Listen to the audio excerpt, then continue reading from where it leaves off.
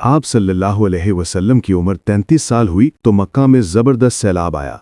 कुरैश ने सैलाब से महफूज रहने के लिए एक बंद बना रखा था, मगर ये सैलाब इस कदर ज़बरदस्त था कि बंद तोड़कर काबे में दाखिल हो गया। पानी के ज़बरदस्त रेले और पानी के अंदर जमा होने की वजह से काबे की दीवारों में शिगाफ पड़ गए। इससे पहले एक मर्तबा ये दीवारें आग लग जाने की वजह से कमज़ोर हो चुकी थीं। और ये वाक़या इस तरह हुआ था कि एक मर्तबा कोई औरत काबे को धूनी दे रही थी कि इस आग में से एक चिंगारी उड़कर काबे के पर्दों तक पहुंच गई। इससे पर्दों को आग लग गई और दीवारें तक जल गईं। इस तरह दीवारें बहुत कमज़ोर हो गई थीं। यही वजह थी कि सैलाब ने इनको कमज़ोर दीवारों में शिगाफ कर दिए। सैयदना इब्राहीम अलैहिस्सलाम ने काबे की जो दीवारें उठाई थीं वो 9 गज़ ऊंची थीं। इन पर छत नहीं थी। लोग काबे के लिए नजराने वगैरह लाते थे। ये नजराने कपड़े और खुशबुएं वगैरह होती थीं। काबे के अंदर जो कुआं था, ये सब नजराने इस कुएं में डाल दिए जाते थे। कुआं अंदरूनी हिस्से में दाईं तरफ था। इसको काबे का खजाना कहा जाता था। काबे के खजाने को एक मर्तबा एक चोर ने चुराने की कोशिश की। चोर कुएं ही में मर गया। इसके बाद अल्लाह ताला ने इसकी हिफाजत के लिए एक सांप को मुकर्रर कर दिया। ये सांप कुएं की मुंडेर पर बैठा रहता था, किसी को खजाने के नज़दीक नहीं आने देता था। कुरैश भी इससे खौफजदा रहते थे। अब जब के काबे की दीवारों में शिगाफ पड़ गए और नए सिरे से इसकी तामीर का मसला पेश आया तो अल्लाह ताला ने एक परिंदे को भेजा। वो इस सांप को उठा ले गया। अल-बदाया व नहाया। ये देखकर कुरैश के लोग बहुत खुश हुए। अब इन्होंने नए सिरे से काबे की तामीर का फैसला कर लिया और प्रोग्राम बनाया कि बुनियादें मजबूत बनाकर दीवारों को ज़्यादा ऊंचा उठाया जाए। इस तरह दरवाजे को भी ऊंचा कर दिया जाएगा ताकि काबे में कोई दाखिल ना हो, सिर्फ वही शख्स दाखिल हो जिसे वो इजाज़त दें। अब इन्होंने पत्थर जमा किए। हर कबीला अपने हिस्से के पत्थर अलग जमा कर रहा था। चंदा भी जमा किया गया। चंदे में इन्होंने पाक कमाई दी, नापाक कमाई नहीं दी। मसलन तवाइफों की आमदनी, सूद की कमाई, दूसरों का माल गसब करके हासिल की गई दौलत चंदे में नहीं दी। और पाक कमाई इन्होंने बिला वजह नहीं दी थी। एक ख़ास वाक़या पेश आया था जिससे वो इस नतीजे पर पहुंचे थे कि इस काम में सिर्फ पाक कमाई लगाई जाएगी। वो वाक़या यूँ था कि एक कुरैशी सरदार अबू वहब अमर बिन आबिद ने जब ये काम शुरू करने के लिए एक पत्थर उठाया तो पत्थर उसके हाथ से निकलकर फिर उसी जगह पर पहुंच गया जहां से उसे उठाया गया था। इस पर कुरैशी हैरान परेशान हुए। आखिर खुद वहब खड़ा हुआ और बोला, ए ग्रूह कुरैश, काबे की बुनियादों में सिवाय पाक माल के कोई दूसरा माल शामिल मत करना। बैतुल्लाह की तामीर में किसी बदकार औरत की कमाई, सूद की कमाई या ज़बरदस्ती हासिल की गई दौलत हरगिज़ शामिल मत करना। ये वहब नबी करीम सल्लल्लाहु अलैहि वसल्लम के वालिद हज़रत अब्दुल्लाह का मामू था और अपनी कौम में एक शरीफ आदमी था। जब कुरैश के लोग खाना काबा की तामीर के लिए पत्थर ढो रहे थे तो इनके साथ नबी करीम सल्लल्लाहु अलैहि वसल्लम भी पत्थर ढोने में शरीक थे। आप पत्थर अपनी गर्दन पर रख कर ला रहे थे। तामीर शुरू करने से पहले कुरैश के लोगों ने खौफ महसूस किया कि कहीं दीवारें गिराने से इन पर कोई मुसीबत न नाजिल हो जाए। आखिर एक सरदार वलीद बिन मुगीरा ने कहा, काबे की दीवारें गिराने से तुम्हारा इरादा इस्लाह और मरम्मत का है या इसको ख़राब करने का? जवाब में लोगों ने कहा, ज़ाहिर है हम तो मरम्मत और इस्लाह चाहते हैं। ये सुनकर वलीद ने कहा, तब समझ लो अल्लाह ताला इस्लाह करने वालों को बर्बाद नहीं करता। फिर वलीद ही ने गिराने के काम की इब्तिदा की, लेकिन उसने भी सिर्फ एक ही हिस्सा ही गिराया ताकि मालूम हो जाए कि इन पर कोई तबाही तो नहीं आती। जब वो रात खैरियत से गुजर गई तब दूसरे दिन सब लोग उसके साथ शरीक हो गए और पूरी इमारत गिरा दी, यहाँ तक कि उसकी बुनियाद तक पहुँच गए। ये बुनियाद इब्राहीम अलैहिस्सलाम के हाथ की रखी हुई थी। हज़रत इब्राहीम अलैहिस्सलाम ने बुनियादों में सब्ज़ रंग के पत्थर रखे थे। ये पत्थर ऊँट के कोहान की तरह के थे और एक दूसरे से जुड़े हुए थे। इन लोगों के लिए इनको तोड़ना बहुत मुश्किल काम साबित हुआ। दाएं कोने के नीचे से कुरैश को एक तहरीर मिली। वो तहरीर सरयानी ज़ुबान में लिखी हुई थी। इन्हें सरयानी ज़ुबान नहीं आती थी। आखिर एक यहूदी को तलाश करके लाया गया। उसने वो तहरीर पढ़कर इन्हें सुनाई। तहरीर ये थी, मैं अल्लाह हूँ, मक्का का मालिक, जिसको मैंने उस दिन पैदा किया जिस दिन मैंने आसमानों और ज़मीन को पैदा किया। जिस दिन मैंने सूरज और चाँद बनाए, मैंने इसको यानी मक्के को 7 फरिश्तों के ज़रिए घेर दिया है। इसकी अज़मत उस वक्त तक ख़त्म नहीं होगी जब तक कि इसके दोनों तरफ पहाड़ मौजूद हैं। इन पहाड़ों से मुराद एक तो अबू कैस पहाड़ है जो कि सफ़ा की पहाड़ी के सामने है, और दूसरा कैकियान पहाड़ है जो मक्के के करीब है और जिसका रुख अबू कैस पहाड़ की तरफ है। और ये शहर अपने बाशिंदों के लिए पानी और दूध के लिहाज से बहुत बाबरकत और नफ़ा वाला है। ये पहली तहरीर थी। दूसरी मकाम इब्राहीम से मिली। उसमें लिखा था, मक्का अल्लाह ताला का मोहतरम और मुअज़्ज़म शहर है। इसका रिज़्क 3 रास्तों से इसमें आता है। یہاں 3 راستوں سے مراد قریش کے 3 تجارتی راستے ہیں، ان راستوں سے قافلے آتے جاتے تھے۔ تیسری تحریر اس سے کچھ فاصلے سے ملی، اس میں لکھا تھا جو بھلائی بوئے گا لوگ اس پر رشک کریں گے، یعنی اس جیسا بننے کی کوشش کریں گے، اور جو شخص رسوائی بوئے گا وہ رسوائی اور ندامت پائے گا۔ تم برائیاں کر کے بھلائی کی آس لگاتے ہو، ہاں یہ ایسا ہی ہے جیسے کیکر یعنی کانٹے دار درخت میں کوئی انگور تلاش کرے۔ یہ تحریر کعبے کے اندر پتھر پر کھدی ہوئی ملی۔ کعبے کی تعمیر کے سلسلے میں قریش کو پتھروں کے علاوہ لکڑی کی بھی ضرورت تھی۔ چھت اور دیواروں میں لکڑی کی ضرورت تھی۔ لکڑی کا مسئلہ اس طرح حل ہوا کہ ایک جہاز عرب کے ساحل سے آ کر ٹکرا گیا۔ آج اس مقام کو جدہ کا ساحل کہا جاتا ہے، پہلے یہ مکے کا ساحل کہلاتا تھا، اس لیے کہ مکے کا قریب ترین ساحل ہی یہی تھا۔ ساحل سے ٹکرا کر جہاز ٹوٹ گیا۔ وہ جہاز کسی رومی تاجر کا تھا۔ اس جہاز میں شاہ روم کے لیے سنگ مرمر، لکڑی اور لوہے کا سامان لے جایا جا رہا تھا۔ قریش کو اس جہاز کے بارے میں پتہ چلا تو یہ لوگ وہاں پہنچے اور ان لوگوں سے لکڑی خرید لی۔ اس طرح چھت کی تعمیر میں اس لکڑی کو استعمال کیا گیا۔ آخر خانہ کعبہ کی تعمیر کا کام حجر اسود تک پہنچ گیا۔ اب یہاں ایک نیا مسئلہ پیدا ہو گیا۔ سوال یہ پیدا ہوا کہ حجر اسود کون اٹھا کر اس کی جگہ پر رکھے گا؟ ہر قبیلہ یہ فضیلت خود حاصل کرنا چاہتا تھا۔ یہ جھگڑا اس حد تک بڑھا کہ مرنے مارنے تک نوبت آ گئی۔ لوگ ایک دوسرے کو قتل کرنے پر تل گئے۔ قبیلہ عبد الدار نے تو قبیلہ عدی کے ساتھ مل کر ایک برتن میں خون بھرا اور اس میں اپنے ہاتھ ڈبو کر کہا کہ حجر اسود ہم رکھیں گے۔ اسی طرح دوسرے قبیلے بھی اڑ گئے، تلواریں نیاموں سے نکل آئیں۔ آخر کو وہ سب بیت اللہ میں جمع ہوئے۔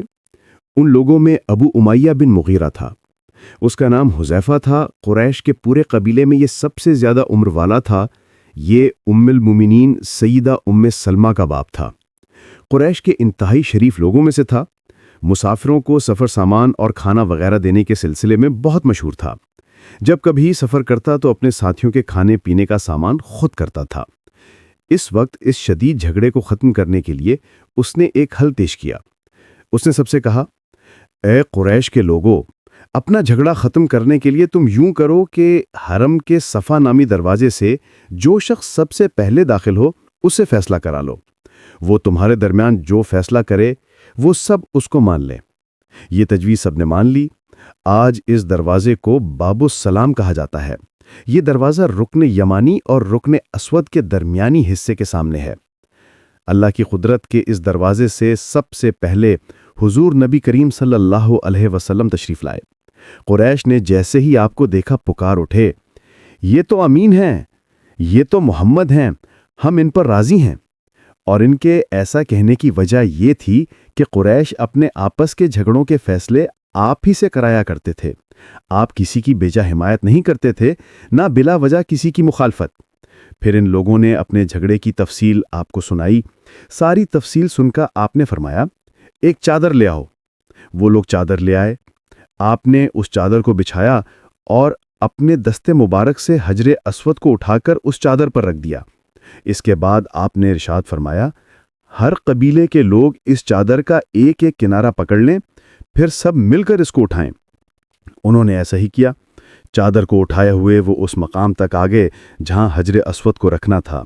اس کے بعد نبی اکرم نے حجر اسود کو اٹھا کر اس کی جگہ رکھنا چاہا، لیکن عین اسی وقت ایک نجدی شخص آگے بڑھا اور تیز آواز میں بولا، بڑے تعجب کی بات ہے کہ آپ لوگوں نے ایک کم عمر نوجوان کو اپنا رہنما بنا لیا ہے، اس کی عزت افزائی میں لگ گئے ہو۔ یاد رکھو، یہ شخص سب کو گروہوں میں تقسیم کر دے گا، تم لوگوں کو پارا پارا کر دے گا۔ قریب تھا کہ لوگوں میں اس کی باتوں سے ایک بار پھر جھگڑا ہو جائے، لیکن پھر خود ہی انہوں نے محسوس کر لیا کہ حضور صلی اللہ علیہ وسلم نے جو فیصلہ کیا ہے وہ لڑانے والا نہیں، لڑائی ختم کرنے والا ہے۔ چنانچہ حجر اسود کو نبی کریم صلی اللہ علیہ وسلم نے اپنے مبارک ہاتھوں سے اس کی جگہ پر رکھ دیا۔ مورخوں نے لکھا ہے کہ یہ نجدی شخص دراصل ابلیس تھا جو اس موقع پر انسانی شکل میں آیا تھا۔ جب کعبے کی تعمیر مکمل ہو گئی تو قریش نے اپنے بتوں کو پھر سے اس میں سجا دیا۔ کعبے کی یہ تعمیر جو قریش نے کی، چوتھی تعمیر تھی۔ سب سے پہلے کعبے کو فرشتوں نے بنایا تھا۔ بعض صحابہ نے فرمایا ہے کہ زمین و آسمان کو پیدا کرنے سے پہلے اللہ تعالیٰ کا عرش پانی کے اوپر تھا۔ جب عرش کو پانی پر ہونے کی وجہ سے حرکت ہوئی تو اس پر یہ کلمہ لکھا گیا، لا الہ الا اللہ محمد الرسول اللہ۔ اللہ تعالیٰ کے سوا کوئی معبود نہیں، محمد اللہ تعالیٰ کے رسول ہیں۔ اس کلمے کے لکھے جانے کے بعد عرش ساکن ہو گیا۔ پھر جب اللہ تعالیٰ نے آسمانوں اور زمین کو پیدا کرنے کا ارادہ فرمایا تو اس نے پانی پر ہوا کو بھیجا۔ اس سے پانی میں موجیں اٹھنے لگیں اور بخارات اٹھنے لگے۔ اللہ تعالیٰ نے ان بخارات یعنی بھاپ سے آسمان کو پیدا فرمایا۔ پھر اللہ تعالیٰ نے کعبے کی جگہ سے پانی کو ہٹا دیا، جگہ خشک ہو گئی، چنانچہ یہی بیت اللہ کی جگہ ساری زمین کی اصل ہے اور اس کا مرکز ہے۔ یہی خشکی بڑھتے بڑھتے 7 بر اعظم بن گئی۔ جب زمین ظاہر ہو گئی تو اس پر پہاڑ قائم کیے گئے۔ زمین پر سب سے پہلا پہاڑ ابو قبیس ہے۔ پھر اللہ تعالیٰ نے فرشتوں کو حکم فرمایا، زمین پر میرے نام کا ایک گھر بناؤ تاکہ آدم کی اولاد اس گھر کے ذریعے میری پناہ مانگے۔ انسان اس گھر کا طواف کریں جس طرح تم نے میرے عرش کے گرد طواف کیا تھا تاکہ میں ان سے راضی ہو جاؤں۔ فرشتوں نے حکم کی تعمیل کی۔ پھر آدم علیہ السلام نے خانہ کعبے کی تعمیر شروع کی۔ اس طرح حضرت ابراہیم علیہ السلام نے خانہ کعبے کی تعمیر کی۔ اس طرح قریش کے ہاتھوں یہ تعمیر 4تھی بار ہوئی تھی۔ حضور اکرم صلی اللہ علیہ وسلم کی عمر مبارک 40 سال کے قریب ہوئی تو وحی کے آثار شروع ہو گئے۔ اس سلسلے میں سب سے پہلے آپ کو سچے خواب دکھائی دینے لگے۔ آپ جو خواب دیکھتے وہ حقیقت بن کر سامنے آ جاتا۔ اللہ تعالیٰ نے سچے خوابوں کا سلسلہ اس لیے شروع کیا کہ اچانک فرشتے کی آمد سے کہیں آپ خوفزدہ نہ ہو جائیں۔ ان دنوں ایک بار آپ نے سیدہ خدیجہ رضی اللہ عنہا سے فرمایا، میں جب تنہائی میں جا کر بیٹھتا ہوں تو مجھے آواز سنائی دیتی ہے، کوئی کہتا ہے اے محمد، اے محمد۔ ایک بار آپ نے فرمایا، مجھے ایک نور نظر آتا ہے، یہ نور جاگنے کی حالت میں نظر آتا ہے، مجھے ڈر ہے اس کے نتیجے میں کوئی بات نہ پیش آ جائے۔ ایک بار آپ نے یہ بھی فرمایا کہ اللہ کی قسم مجھے جتنی نفرت ان بتوں سے ہے اتنی کسی اور چیز سے نہیں۔ وہی کے لیے آپ کو ذہنی طور پر تیار کرنے کے لیے اللہ تعالیٰ نے فرشتے اسرافیل کو آپ کا ہمدم بنا دیا تھا۔ آپ ان کی موجودگی کو محسوس تو کرتے تھے مگر انہیں دیکھ نہیں سکتے تھے۔ اس طرح آپ کو نبوت کی خوشخبریاں دی جاتی رہیں، آپ کو وحی کے لیے تیار کیا جاتا رہا۔ اللہ تعالیٰ نے آپ کے دل میں تنہائی کا شوق پیدا فرما دیا، چنانچہ آپ کو تنہائی عزیز ہو گئی۔ آپ غار حرا میں چلے جاتے اور وہاں وقت گزارتے۔ اس پہاڑ سے آپ کو ایک بار آواز بھی سنائی دی کہ میری طرف تشریف لائیے اے اللہ کے رسول۔ اس غار میں آپ مسلسل کئی راتیں گزارتے، اللہ کی عبادت کرتے۔ کبھی آپ 3 راتوں تک وہاں ٹھہرے رہتے، کبھی 7 راتوں تک، کبھی پورا مہینہ وہاں گزار دیتے۔ آپ جو کھانا ساتھ لے جاتے تھے جب ختم ہو جاتا تو گھر تشریف لے جاتے۔ یہ کھانا عام طور پر زیتون کا تیل اور خشک روٹی ہوتا تھا، کبھی کھانے میں گوشت بھی ہوتا تھا۔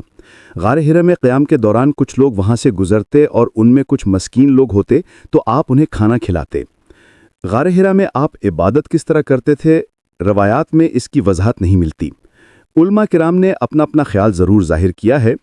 ان میں سے ایک خیال یہ ہے کہ آپ کائنات کی حقیقت پر غور و فکر کرتے تھے اور یہ غور و فکر لوگوں سے الگ ہو کر ہی ہو سکتا تھا۔ پھر آخر کار وہ رات آ گئی جب اللہ تعالیٰ نے آپ کو نبوت اور رسالت عطا فرما دی۔ آپ کی نبوت کے ذریعے اپنے بندوں پر عظیم احسان فرمایا۔ وہ ربیع الاول کا مہینہ تھا اور تاریخ 17 تھی۔ بعض علماء نے لکھا ہے کہ وہ رمضان کا مہینہ تھا کیونکہ قرآن رمضان میں نازل ہونا شروع ہوا تھا۔ 8ویں اور تیسری تاریخ بھی روایات میں آئی ہے اور یہ پہلا موقع تھا جب جبرائیل علیہ السلام وحی لے کر آپ کی خدمت میں حاضر ہوئے۔ اس سے پہلے وہ آپ کے پاس نہیں آئے تھے۔ جس صبح جبرائیل علیہ السلام وحی لے کر آئے وہ پیر کی صبح تھی اور پیر کی صبح ہی آپ اس دنیا میں تشریف لائے تھے۔ آپ فرمایا کرتے تھے، پیر کا دن کا روزہ رکھو کیونکہ میں پیر کے دن پیدا ہوا، پیر کے دن ہی مجھے نبوت ملی۔ بہرحال اس بارے میں روایات مختلف ہیں۔ یہ بات طے ہے کہ اس وقت آپ کی عمر مبارک کا 40واں سال تھا۔ آپ اس وقت نیند میں تھے کہ جبرائیل علیہ السلام تشریف لائے۔ ان کے ہاتھ میں ایک ریشمی کپڑا تھا اور اس کپڑے میں ایک کتاب تھی۔ میں نہیں پڑھ سکتا، یعنی میں پڑھا لکھا نہیں ہوں۔ اس پر جبرائیل علیہ السلام نے آپ کو سینے سے لگا کر بھینچا۔ آپ فرماتے ہیں، انہوں نے مجھے اس زور سے بھینچا کہ مجھے موت کا گمان ہوا۔ اس کے بعد انہوں نے مجھے چھوڑ دیا۔ پھر کہا، پڑھیے، یعنی جو میں کہوں وہ پڑھیے۔ اس پر آپ نے فرمایا، میں کیا پڑھوں؟ تب جبرائیل علیہ السلام نے سورۃ العلق کی یہ آیات پڑھیں۔ ترجمہ: اے پیغمبر صلی اللہ علیہ وسلم، آپ پر جو قرآن نازل ہوا کرے گا اپنے رب کا نام لے کر پڑھا کیجئے، یعنی جب پڑھیں بسم اللہ الرحمن الرحیم کہہ کر پڑھا کیجئے۔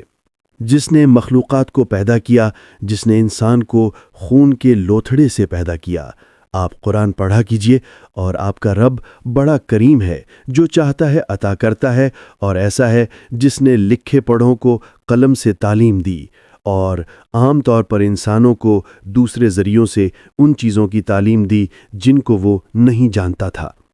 آپ فرماتے ہیں میں نے ان آیتوں کو اسی طرح پڑھ دیا، جس کے بعد وہ فرشتہ میرے پاس سے چلا گیا۔ ایسا لگتا تھا گویا میرے دل میں ایک تحریر لکھ دی گئی ہو، یعنی یہ کلمات مجھے زبانی یاد ہو گئی۔ اس کے بعد آپ گھر تشریف لائے۔ بعض روایات میں آتا ہے کہ جبرائیل علیہ السلام جب غار میں آئے تو پہلے انہوں نے یہ الفاظ کہے تھے، اے محمد، آپ اللہ کے رسول ہیں اور میں جبرائیل ہوں۔ آپ کی گھر تشریف آوری سے پہلے سیدہ خدیجہ رضی اللہ عنہا نے حسب معمول آپ کے لیے کھانا تیار کر کے ایک شخص کے ہاتھ آپ کے پاس بھجوا دیا تھا، مگر اس شخص کو آپ غار میں نظر نہ آئے۔ اس شخص نے واپس آ کر یہ بات سیدہ خدیجہ رضی اللہ عنہا کو بتائی۔ انہوں نے آپ کی تلاش میں آپ کے عزیز و اقارب کے گھر آدمی بھیجے، مگر آپ وہاں بھی نہ ملے۔ اس لیے سیدہ خدیجہ رضی اللہ عنہا پریشان ہو گئیں۔ وہ ابھی اسی پریشانی میں تھیں کہ آپ تشریف لے آئے۔ آپ نے جو کچھ دیکھا اور سنا تھا اس کی تفصیل سیدہ خدیجہ رضی اللہ عنہا سے بیان فرمائی۔ حضرت جبرائیل کا یہ جملہ بھی بتایا کہ اے محمد، آپ اللہ کے رسول ہیں۔ یہ سن کر سیدہ خدیجہ رضی اللہ عنہا نے کہا، آپ کو خوشخبری ہو، آپ یقین کیجئے، قسم ہے اس ذات کی جس کے قبضے میں میری جان ہے، آپ اس امت کے نبی ہوں گے۔ پھر سیدہ خدیجہ رضی اللہ عنہا آپ کو اپنے چچا زاد بھائی ورقہ بن نوفل کے پاس لے گئیں۔ غار والا سارا واقعہ انہیں سنایا۔ ورقہ بن نوفل پرانی کتابوں کے عالم تھے۔ ساری بات سن کر وہ پکار اٹھے، قدوس قدوس، قسم ہے اس ذات کی جس کے قبضے میں میری جان ہے، خدیجہ اگر تم سچ کہہ رہی ہو تو اس میں شک نہیں، ان کے پاس وہی ناموس اکبر یعنی جبرائیل آئے تھے جو موسیٰ علیہ السلام کے پاس آیا کرتے تھے۔ محمد اس امت کے نبی ہیں، یہ اس بات پر یقین کر لیں۔ قدوس کا مطلب ہے وہ ذات جو ہر عیب سے پاک ہے۔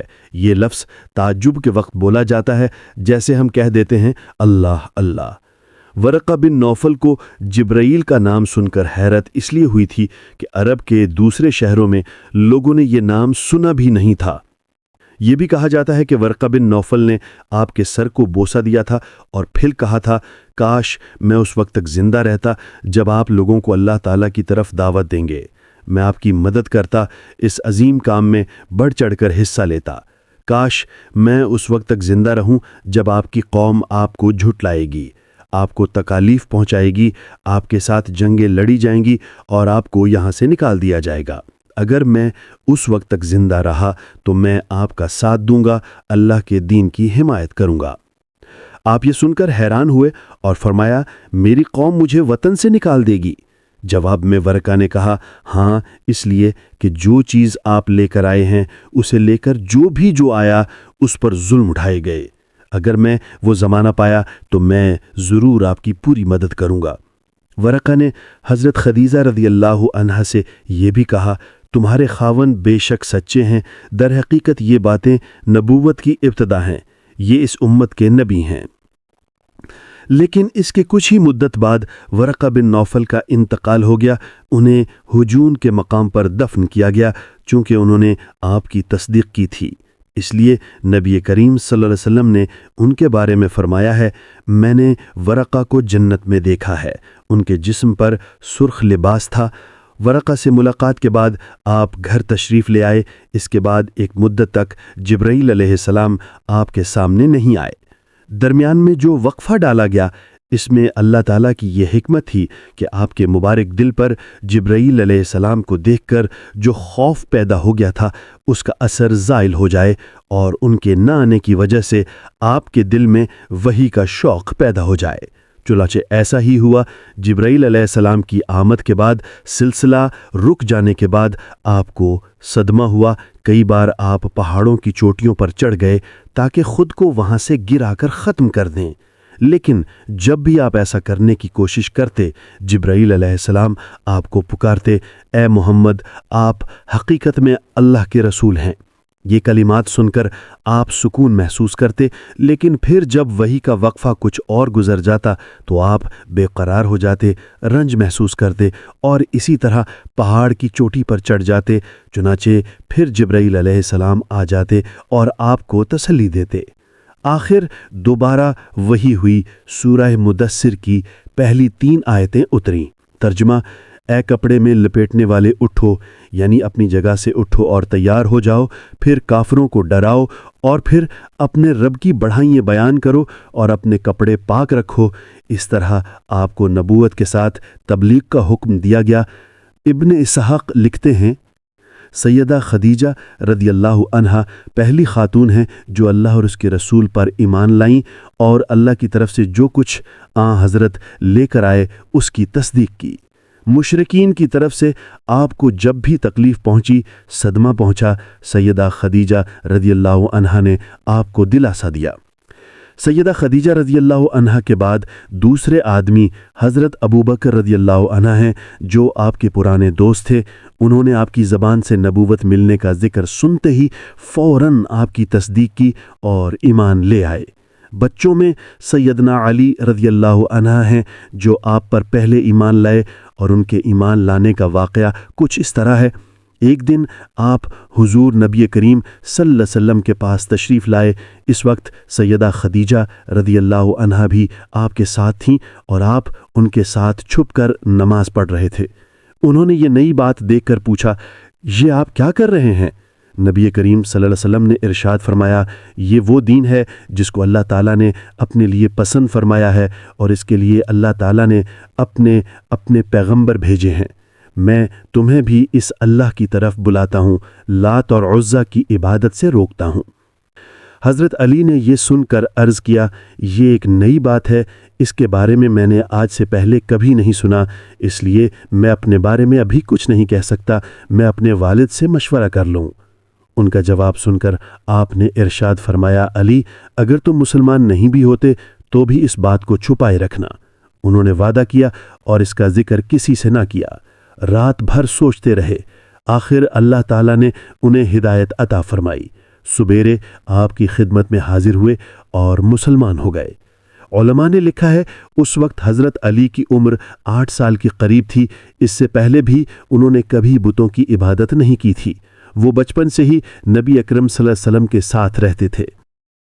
لیکن احتیاط کے باوجود حضرت علی رضی اللہ کے والد کو ان کے قبول اسلام کا علم ہو گیا، تو انہوں نے حضرت علی سے اس کے متعلق استفسار کیا۔ اپنے والد کا سوال سن کر حضرت علی رضی اللہ نے فرمایا، ابا جان، میں اللہ اور اس کے رسول پر ایمان لا چکا ہوں اور جو کچھ اللہ کے رسول لے کر آئے ہیں اس کی تصدیق کر چکا ہوں، لہٰذا ان کے دین میں داخل ہو گیا ہوں اور ان کی پیروی اختیار کر چکا ہوں۔ یہ سن کر ابو طالب نے کہا، جہاں تک ان کی بات ہے، یعنی محمد صلی اللہ علیہ وسلم کی، تو وہ تمہیں بھلائی کے سوا کسی دوسرے راستے پر نہیں لگائیں گے، لہٰذا ان کا ساتھ نہ چھوڑنا۔ ابو طالب اکثر یہ کہا کرتے تھے، میں جانتا ہوں میرا بھتیجا جو کہتا ہے حق ہے۔ اگر مجھے یہ ڈر نہ ہوتا کہ قریشی عورتیں مجھے شرم دلائیں گی تو میں ضرور ان کی پیروی قبول کر لیتا۔ عفیف کندی رضی اللہ عنہ ایک کاجر تھے۔ ان کا بیان ہے، اسلام کرنے سے بہت پہلے میں ایک مرتبہ حج کے لیے آیا۔ تجارت کا کچھ مال خریدنے کے لیے میں عباس ابن عبد المطلب کے پاس گیا۔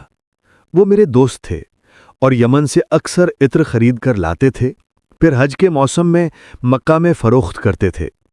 میں ان کے ساتھ مینا میں بیٹھا تھا کہ ایک نوجوان آیا۔ اس نے غروب ہوتے سورج کی طرف غور سے دیکھا۔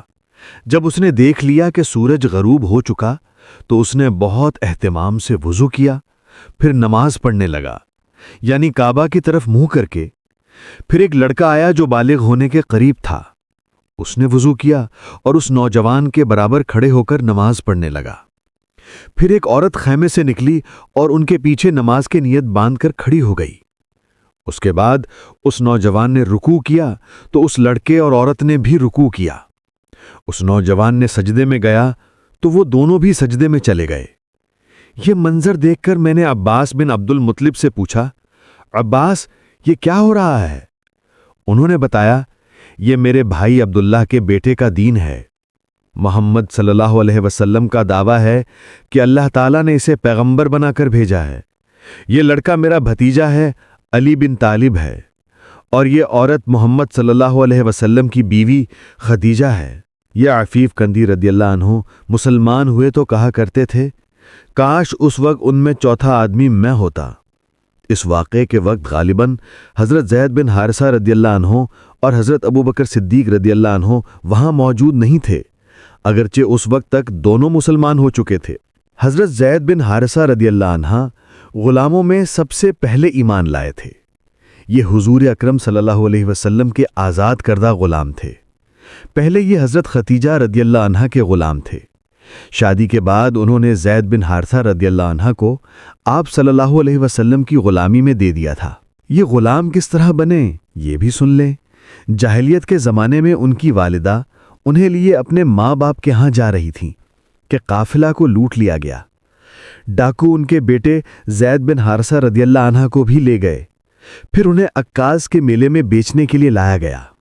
ادھر سیدہ ختیجہ رضی اللہ عنہ نے حکیم بن حزام رضی اللہ عنہ کو میلے میں بھیجا۔ وہ ایک غلام خریدنا چاہتی تھیں۔ آپ حکیم بن حزام رضی اللہ عنہ کی پھپھی تھیں۔ حکیم بن حزام رضی اللہ عنہ میلے میں آئے تو وہاں انہوں نے زید بن حارثہ کو بکتے دیکھا۔ اس وقت ان کی عمر 8 سال تھی۔ حکیم بن حزام رضی اللہ عنہ کو یہ اچھے لگے، چنانچہ انہوں نے سیدہ ختیجہ رضی اللہ عنہ کے لیے انہیں خرید لیا۔